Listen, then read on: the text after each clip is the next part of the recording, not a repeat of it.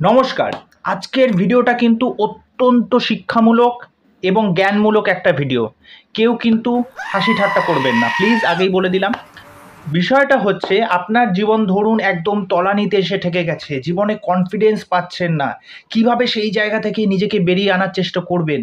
তার জন্য একটা মানুষের ভিডিও, একটা মানুষ কিন্তু আপনাকে যথেষ্টভাবে ইন্সপায়ার করবে জীবনে এগিয়ে যাওয়ার পথে। সেটা ওয়ান অ্যান্ড অনলি আমাদের বাংলা সিনেমার লর্ড বনি সেনগুপ্ত। এই মানুষটা আজকে যুব সমাজের সবচেয়ে বড় ইন্সপিরেশন। তিনি যখন কোনো বক্তব্য রাখেন সেটা মানুষকে পুরো আগুন জাগিয়ে তোলে, মানে গায়ে পুরো রীতিমতো লোম খাড়া হয়ে যায়, এরকম একটা বিষয়। আজকে লর্ড বনির যে ইন্টারভিউটা শুনলাম, সেই ইন্টারভিউটা শুনে চোখের জল আমি ধরে রাখতে পারছি না। তার এই জীবদ্দশায় তিনি এতগুলো ক্যারেক্টার করেছেন সিনেমায়, এত চরিত্রে তিনি অভিনয় করেছেন। তা আজকে তিনি দেবের খাদানের মতো একটা স্ক্রিপ্ট, একটা নেগেটিভ শেড ক্যারেক্টার, সেই ক্যারেক্টারটা তিনি প্রত্যাখ্যান করলেন। কারণ তিনি একজন চকলেট বয়।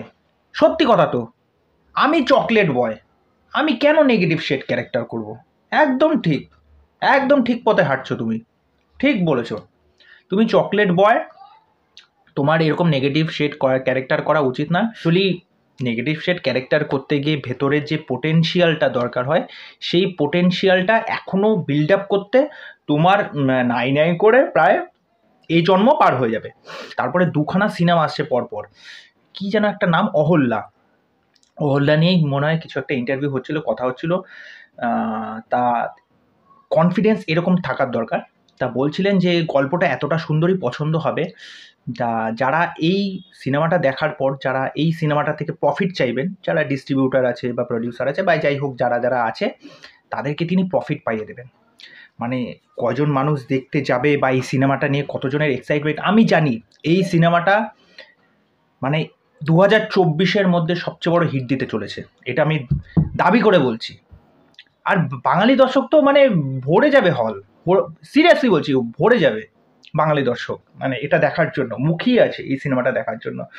10 দিন দেখলাম, হলো ট্রেলারটা বেরিয়েছে, আমি ট্রেলারটা নিয়ে কোনো রকম ইয়ে করিনি, কেননা আমার সত্যি ভয় লাগছিল। মানে এত বড় মানের একজন কি বলবো চিত্র তারকা, তারপরে এত বড় একটা কাজ আসতে চলেছে, সুতরাং তার এই বিষয়টা নিয়ে কথা বলার মতো যোগ্যতা আমার নেই, সেই জন্য আমি বলিনি।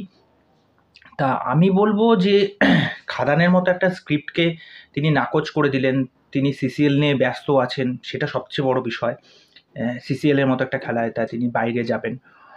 আর আরেকটা বক্তব্য খুব ভালো লাগলো যে বাঙালি দর্শক অদ্ভুত, তা বাঙালি দর্শককে বোঝা খুব যায় না।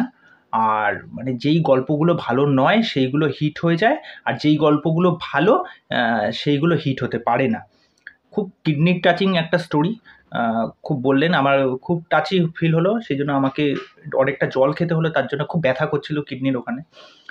তা আমি আবার দেখলাম ভিডিওটা দেখার পর, মানে সত্যি বলতে আমি এখন যেই মেন্টাল স্টেজে আছি, সেই অবস্থায় দাঁড়িয়ে লর্ড বনির এই বক্তব্যগুলো আমাকে প্রচণ্ড ইন্সপায়ার করেছে। আমি বলবো তোমাদেরকে ইন্সপায়ার করব।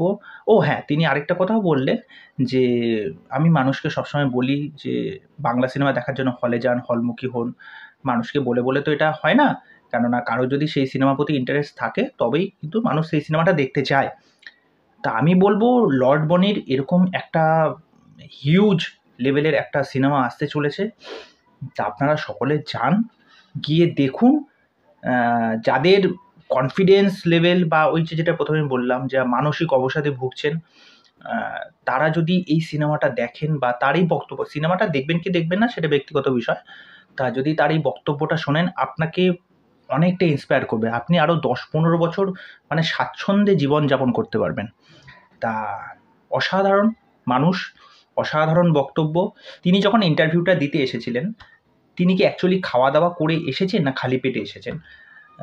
কেননা আমার মনে হয় যে কিছু একটা পেটে প্রবলেম চলছিল, যার ফলে ওই যে দেখে না গ্যাসের একটা টান, বা একটা যদি প্যান ফট্টি খেয়ে আসতে পারতো, তার মনে হয় তার বক্তব্যগুলো আরও এর চেয়ে আরও ভালো স্মুথ হতো, আরও বেশি টপিক আমরা পেতাম যেগুলো আরও ইন্সপায়ার হতাম।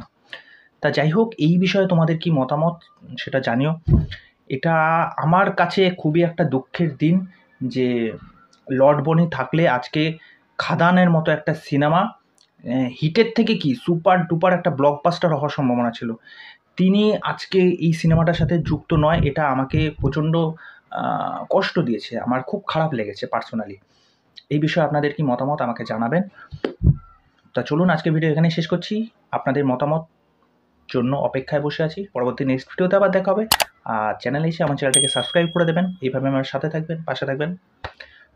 অতি দুঃখের সাথে আজকে নমস্কার জানাই।